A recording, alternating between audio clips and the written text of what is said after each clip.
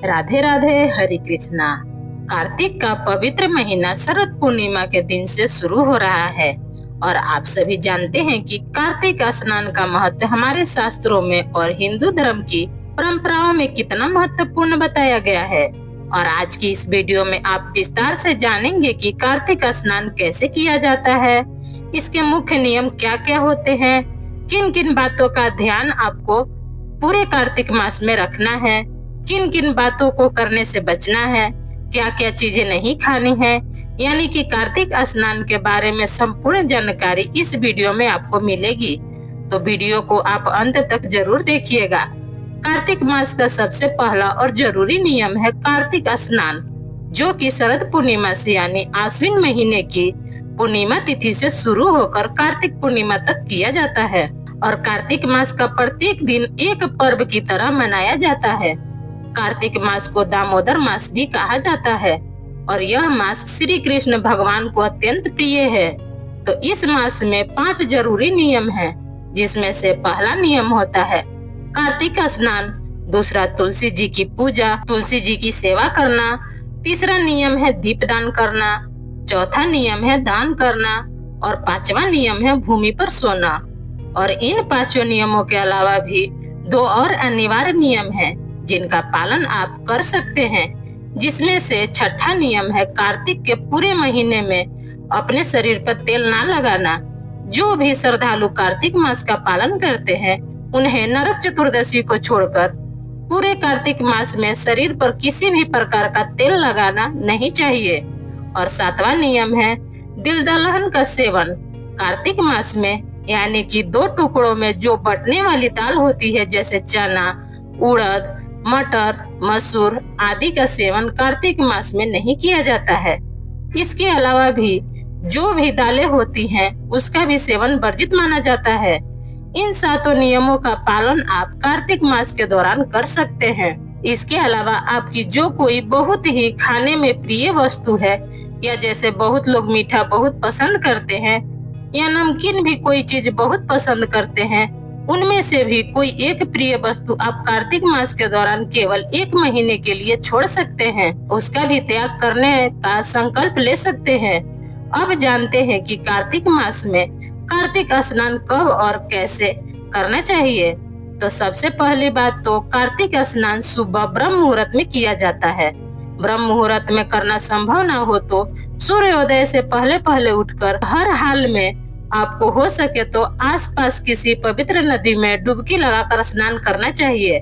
ऐसा ना कर पाए तो घर में ही नहाने की पानी में गंगा जल मिलाकर स्नान करें और उससे पहले तुलसी जी की जड़ की थोड़ी सी मिट्टी लेकर अपने माथे और अपने शरीर पर स्पर्श कराने के बाद आप स्नान करें। स्नान करते समय सभी पवित्र नदियों का ध्यान करें। वैसे तो कार्तिक स्नान साधारण लोगों को ताजे जल से करना चाहिए, ठंडे जल से स्नान करना श्रेष्ठ माना गया है। लेकिन जिन लोगों का स्वास्थ्य ठीक नहीं हो लेकिन कार्तिक मास का पालन आप करना चाहते हो, तो आप सुबह गुनगुने पानी से, गर्म पानी से भी स्नान कर सकते हैं। कार्तिक मास के दूसरे नियम तुलसी पूजन के अनुसार शरद पूर्णिमा से 1 दिन पहले आपको तुलसी माता की साफ सजावट कर लेनी चाहिए। तुलसी के पौधे में साफ सफाई करने के साथ ही बहुत से भक्त पूरे कार्तिक मास में पथवारी भी बनाते हैं, पथवारी पूजन करते हैं और पारंपरिक रूप से ईंटों से पथवारी बनाई जाती है।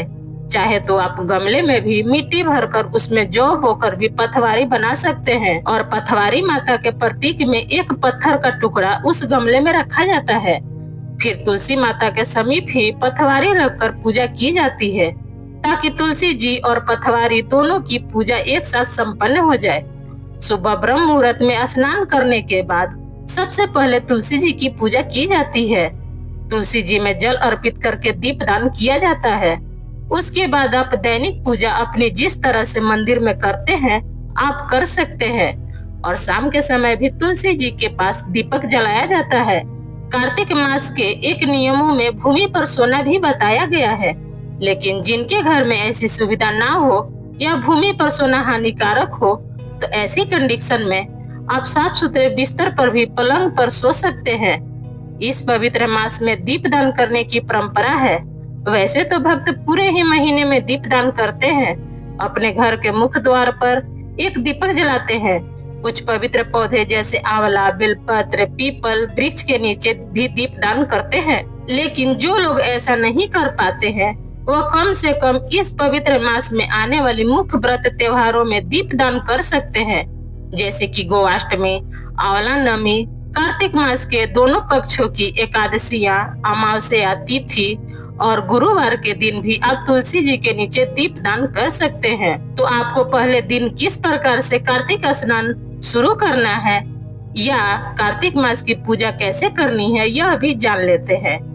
आप सुबह ब्रह्म मुहूर्त में उठकर स्नान करें। स्नान करने के बाद तुलसी जी में जल अर्पित करके दीपदान करें। फिर घर के मंदिर की साफ सफाई करके गंगा जल से छिड़काव कर भगवान कृष्ण, भगवान विष्णु, माँ लक्ष्मी जी सहित अपने सभी आराध्य देवी देवताओं का पूजन करें।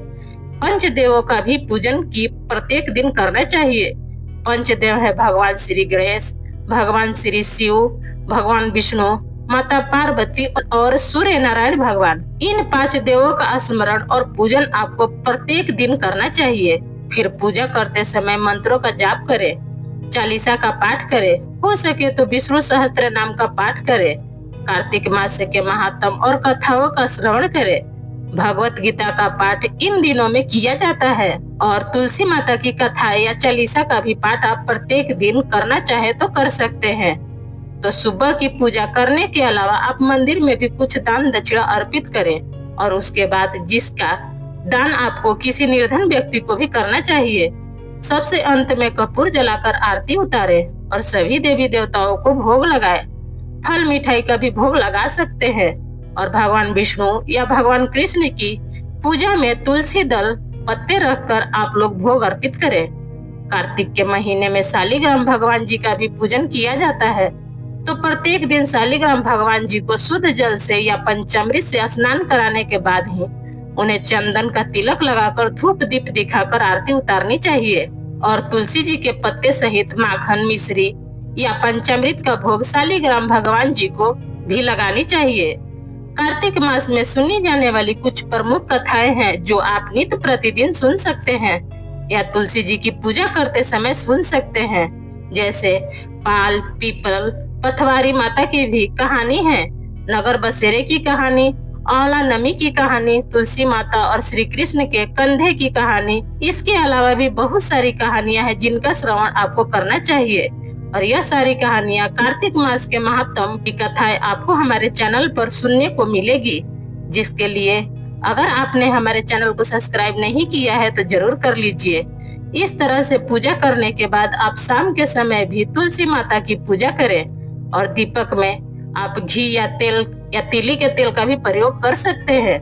बहुत से भक्त केवल सुबह शाम पूजा करके ही नियमों का पालन करते हैं। तो कुछ भक्त जो नियम ज्यादा मानते हैं वो पूरे कार्तिक मास में केवल एक समय भोजन करते हैं और भोजन शुद्ध सात्विक ही होना चाहिए। यानी कि कार्तिक मास में सुबह पूजा करके आप दिन भर में एक बार दूध, फल या चाय ले सकते हैं। बहुत से लोग पूरे कार्तिक मास में दूध का भी त्याग करते हैं और शाम को एक समय भोजन, जल आदि ग्रहण कर लेते हैं। इस प्रकार से कार्तिक मास के नियमों का पालन किया जाता है। हर दिन आपको फिर इसी विधि विधान से पूजा करनी होती है। यह थी आज की वीडियो। आपको जानकारी कैसी लगी कमेंट्स बॉक्स में जरूर बताइएगा। अगर वीडियो पसंद आता है तो प्लीज आप मेरे वीडियो को एक लाइक कर दीजिएगा। चैनल पर पहली बार आए हैं तो चैनल को पक्का सब्सक्राइब कर दीजिएगा, क्योंकि दोस्तों आपका एक लाइक हमें बहुत हिम्मत और प्रेरणा देती है आगे की वीडियो बनाने के लिए। फिर मिलते हैं एक नए वीडियो के साथ। तब तक जहाँ भी रहिए खूब खुश रहिए, स्वस्थ रहिए। धन्यवाद।